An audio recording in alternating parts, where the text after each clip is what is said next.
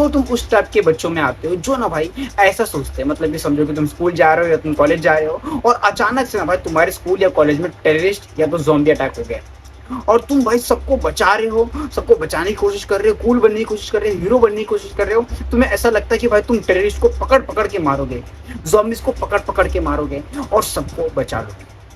तुम main lead hero समझ रहे हो अपने आप को। अगर तुम ऐसा सोचते हो तो तुम भी मेरी तरह हो।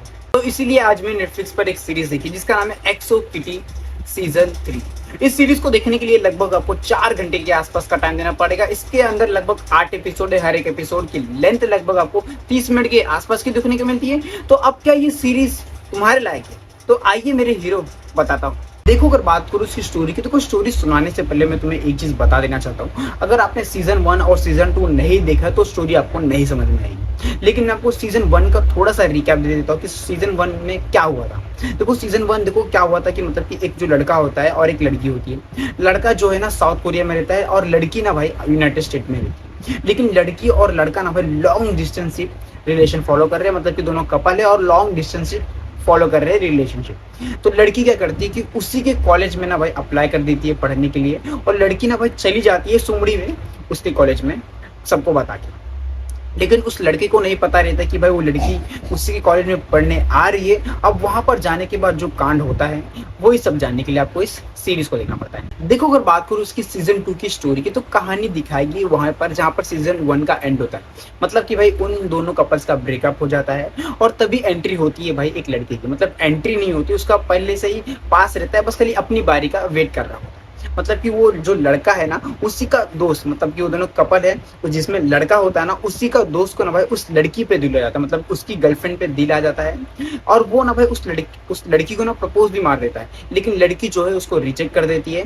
अब इसके आगे किस तरह से भाई वो सिचुएशन बनता है कि अब उन दोनों का मिलन हो पाता है कि नहीं, और जो लड़की का जो दिल होता है ना भाई कभी लड़के पे आता है, कभी लड़की पे आता है और कभी भाई किसी और पे भी आ जाता है। अब ये कैसा झमेला चालू होता है और कैसे झमेला ये खत्म होता है, वही सब आपको ये सीजन 2 में देखना पड़ेगा। देखो अगर बात करूँ उसकी सीजन 3 की स्टोरी की, तो स्टोरी ना भाई यही कहना चाहती है कि जो लड़की है ना अब वो फाइनल ईयर में आ गई, मतलब कि सीनियर ईयर में आ गई, मतलब कि सेमीफाइनल या फाइनल ईयर में आ गई है। तो अब ना भाई उसकी कुछ तो इच्छाएं हैं जो उसके परिवार के साथ में पूरी करना चाहती है और कुछ ऐसी इच्छाएं हैं जो वो पूरा करना चाहती है अपने दोस्तों के साथ में। और उसको दिल आ चुका है उसी लड़के पे जिस लड़के को उसने रिजेक्ट किया था।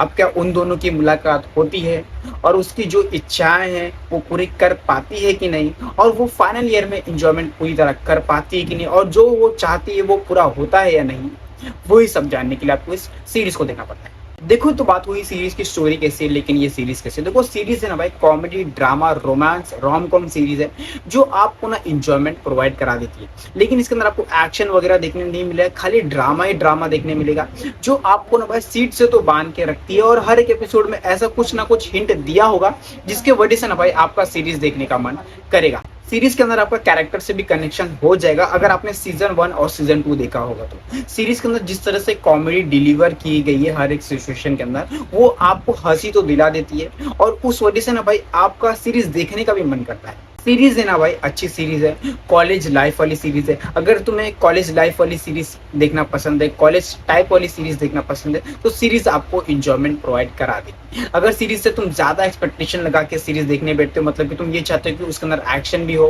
भर भर के कॉमेडी भी हो, भर भर के न्यूडिटी भी हो और कुछ ऐसी सीरीज हो जिसको देखने के बाद आपको इंजॉयमेंट फील हो, तो उस टाइप का लेवल तो मैच नहीं कर पाती। लेकिन जितना भी आपको दिखाती है वो वन टाइम वॉच की कैटेगरी में आता है। तुम इसको एक बार इंजॉयमेंट के साथ में थोड़ा थोड़ा करके देख सकते हो, तो बोरिंग तो बिल्कुल भी नहीं लगेगी। और इस बार ज्यादा फोकस किया कि वो दोनों कैसे मिलते हैं और वो जो उसकी इच्छाएं हैं, क्या इच्छाएं हैं, वो तो आपको सीरीज देखने के बाद ही मालूम पड़ेगा। और उन दोनों का मिलन हो पाता है कि नहीं, वो तो आपको सीरीज देखने के बाद मालूम पड़ेगा। बाकी सीरीज को तुम फैमिली के साथ में नहीं देख सकते हो, देखो 14+ है, लेकिन क्या है ना भाई कुछ एक दो ऐसे ऑकवर्ड सीन है जिस वजह से ना भाई तुम इसको अपनी फैमिली के साथ में तो नहीं देख सकते। वन टाइम के वॉच की कैटेगरी में ये आती है, लेकिन ज्यादा एक्सपेक्टेशन मत लगाना कि तुम्हें ऐसा कुछ देखने मिलेगा कि जो तुमने कभी नहीं देखा हो। मतलब कि स्टोरी 60% प्रेडिक्टेबल है, तुम एंजॉय करके देख सकते हो। और इसकी हिंदी डबिंग काफी ज्यादा अच्छी की गई है जिसको सुनते वक्त ना भाई आपका सीरीज देखने का मन करता है। और इसकी प्रेजेंटेशन एनिमेशन भी काफ़ी ज़्यादा बढ़िया की गई है, तो जाओ देखो, एंजॉय करो। मुझे एंजॉयमेंट मिल गया है। एवरेज सीरीज है, ज़्यादा एक्सपेक्टेशन के साथ में मत देखना। तो बस आज के लिए इतना ही, मिलते हैं अगले वीडियो में, तब तक के लिए बाय।